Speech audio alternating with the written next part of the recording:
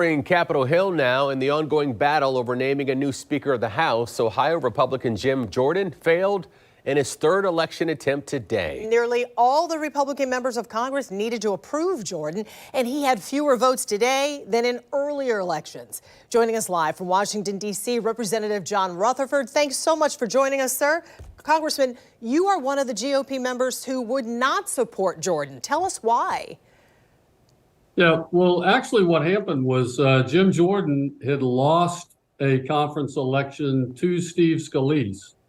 Steve Scalise actually beat him in a free and fair head-to-head election in the conference, and instead of really getting up and giving a concession speech, Jim basically took him out.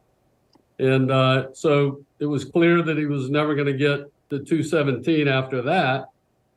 And Jim refused to follow the outcome of that election and vote with the majority. And so at that point, it became clear to me that he was not a man that I could reward with the Speaker's gavel, having failed to follow the majority. Mr. Rutherford, how do you see the House coming to some agreement? Congress appears to be gridlocked. Do you think that this can be worked out within the next week or two? Sure, I think so. Look, I'm going to stay here in D.C. this weekend.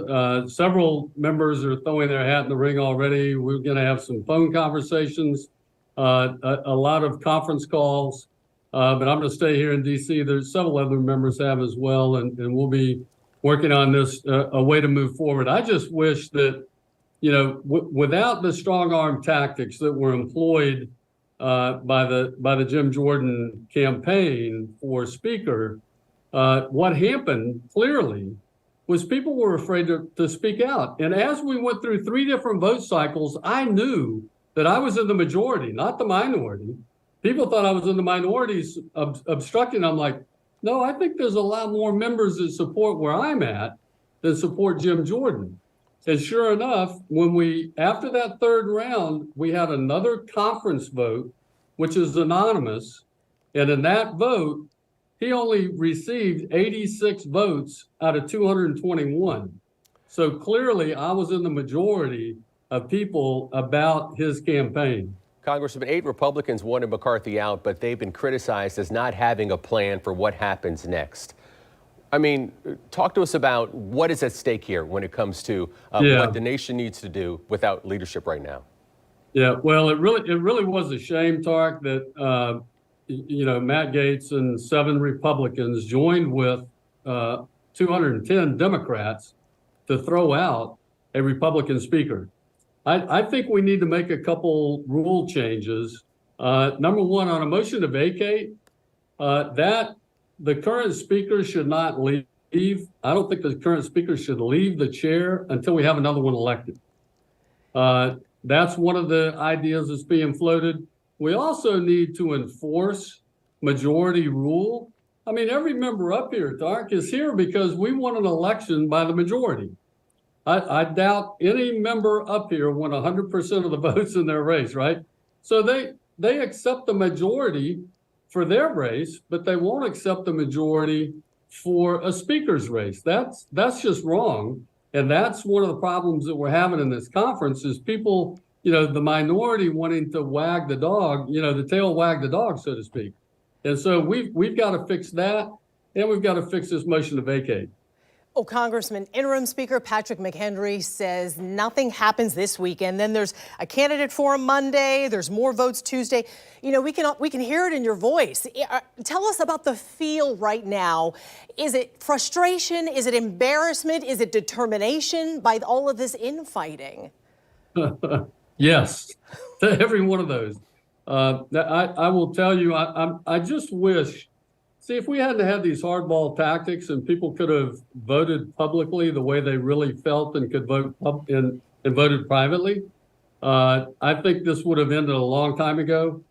And we could have moved forward in our selection of a consensus candidate that I think we're going to be able to get to. But we have to get everyone to agree we're going to follow the majority. That's always been accepted, Jim Jordan wouldn't do it in conference.